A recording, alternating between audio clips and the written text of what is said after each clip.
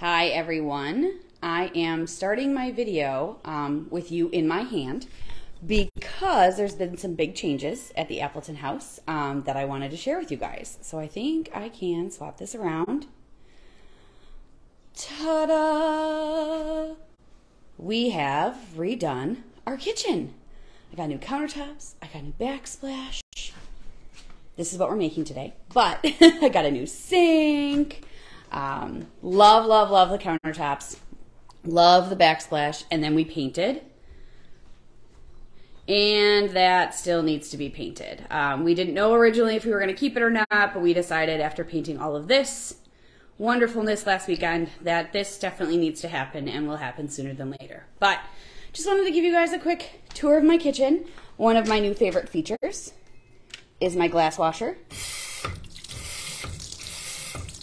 So that's super fun. And I have a huge basin sink here, which I really like. So I'm gonna get you guys turned around, back on me here, get you clipped in, and now, there we go. We're gonna make some pot stickers because I am obsessed with pot stickers. It's been I was introduced to pot stickers the first time about 15 years ago, and was living with a friend, had never had them before, and ordering Chinese food, and we just finally decided, like, what are these pot sticker things, like, or dumplings? And so we were like, what are we gonna get here with our order? And we did the steamed ones, and the flavor was fantastic, but I realized that I really liked more crunch, definitely more crunch to them. So pause real quick while I get my air fryer going here.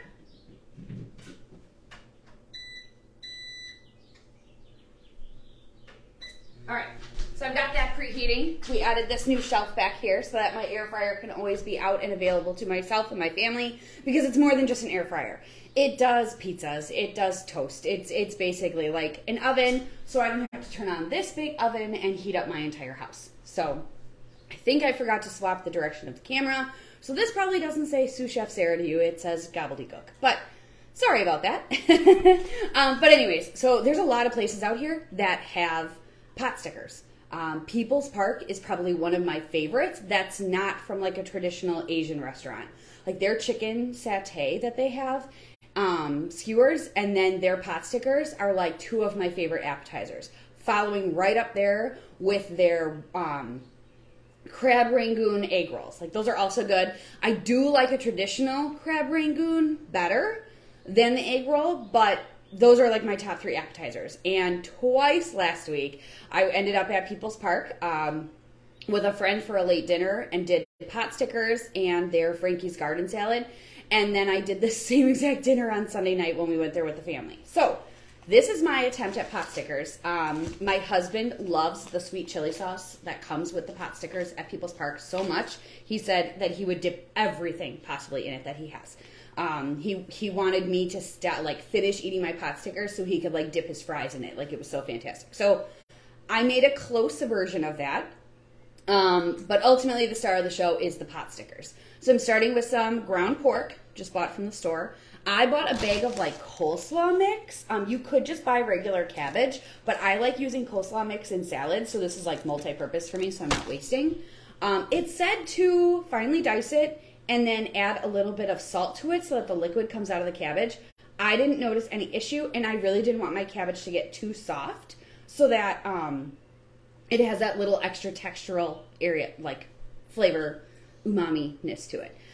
You need some mushrooms. I just did basic white mushrooms. You could do Bella, you could do shiitake. White mushrooms were what was on sale. And with grocery prices lately, I just decided that that was the route I was going to go.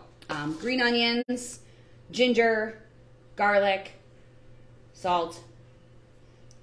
I used Frank's Red Hot for a little bit of heat inside of these. It calls for sriracha.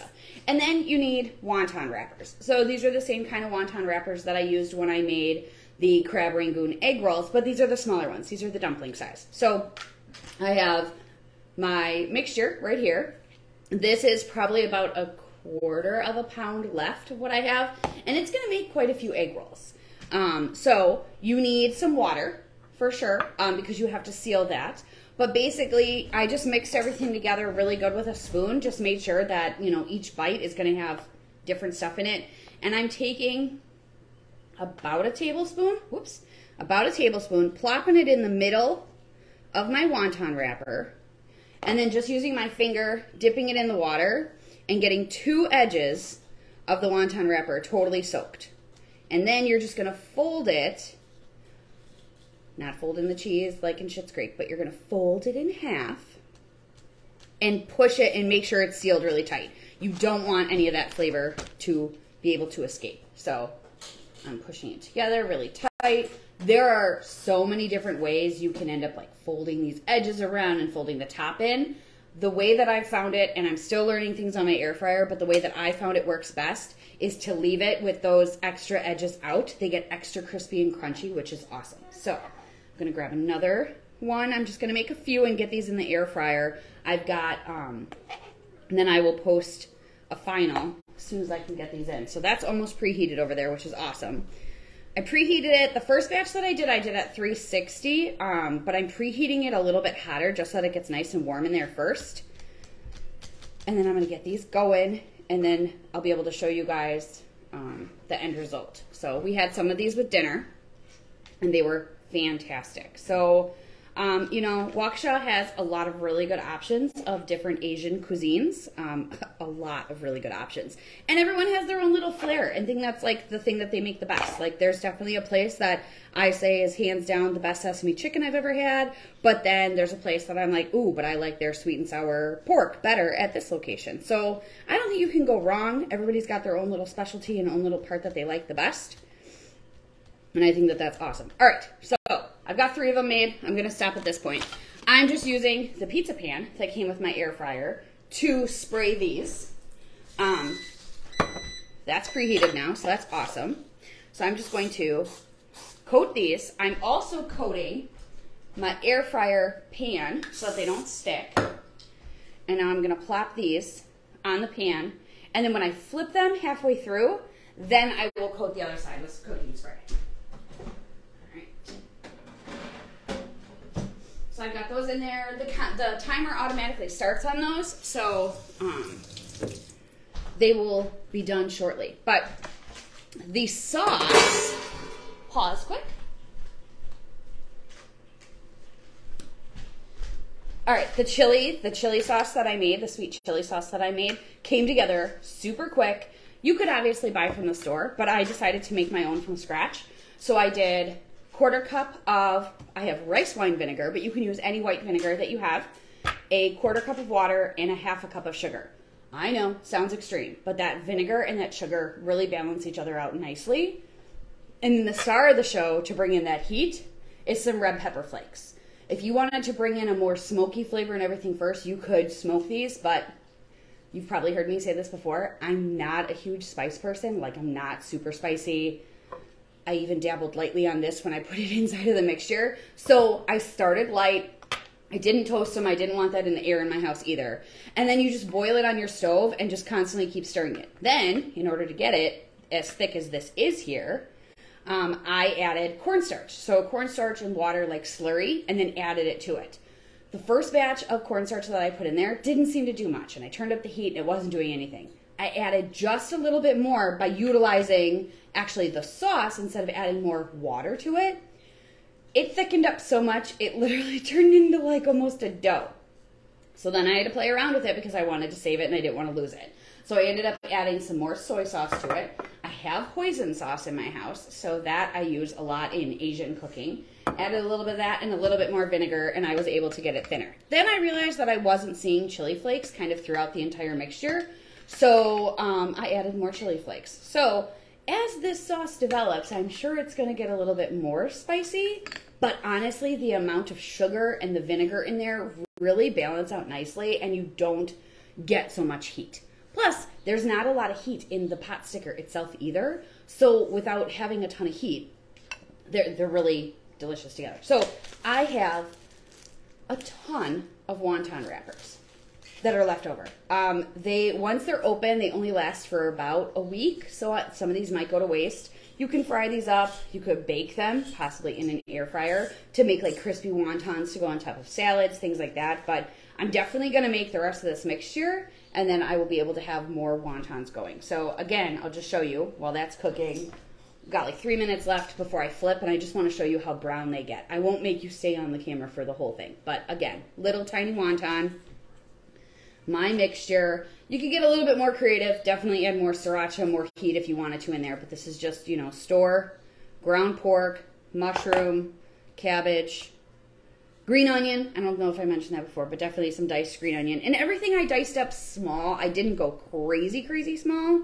And then the one note, and I will share the original recipe that I kind of modified for these, don't overstuff them because you don't want them to burst open. So now on this one, I'm getting a little bit more creative. I tucked in the bottom corners. You know, I don't know all those funky folds that they show. I tried a few of them the other day when I was making something else, and I was like, this is not working for me. There's like a ring that you can do where you like connect the two ends together, and maybe I'll try that right here and see if it works. Okay, so what you're supposed to do, you make your basic triangle.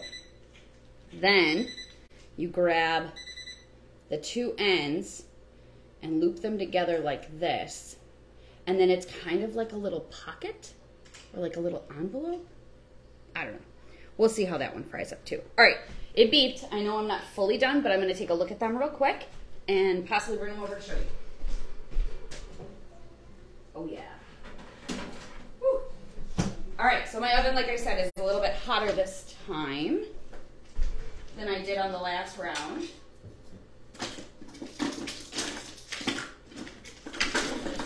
Just looking for my little tongs. There we go. All right, but look it. This is about 4 minutes in.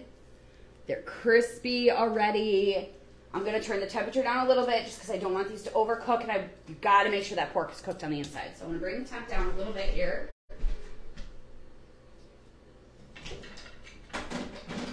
I flipped them. Oh, I forgot to spray them. Just remembered that. The spraying is what actually makes them brown up and get extra crispy. So if you have an olive oil sprayer, you could use those, like a mister or whatever. I'm just using Cooking Pro. It's probably what was on sale the last time we needed a cooking spray in our house. My oil mister actually broke that I had. It was like a pump that you actually put olive oil in and would like pump it up. And it got all clogged up and I couldn't get it to fix, and it wouldn't pressurize again after that. So I will show you the final product after this, maybe even me taking a bite of it. But these came together super quick. Yes, they're a little putsy to do, but I would definitely do this for like a party, having that size of an air fryer, because I could get 2 layers in there at a time and they would cook up really quickly. So I hope you guys all have a fantastic Sunday. I might even try a panza in there. I know, a panza needs to be deep fried, but a calzone, kind of like panza in the air fryer, might be really delicious. And then we can maybe do a comparison with my husband's deep fryer and try and do a deep fried and a regular. So I hope you guys all have a great Sunday, and I will talk to you soon. Watch for the video.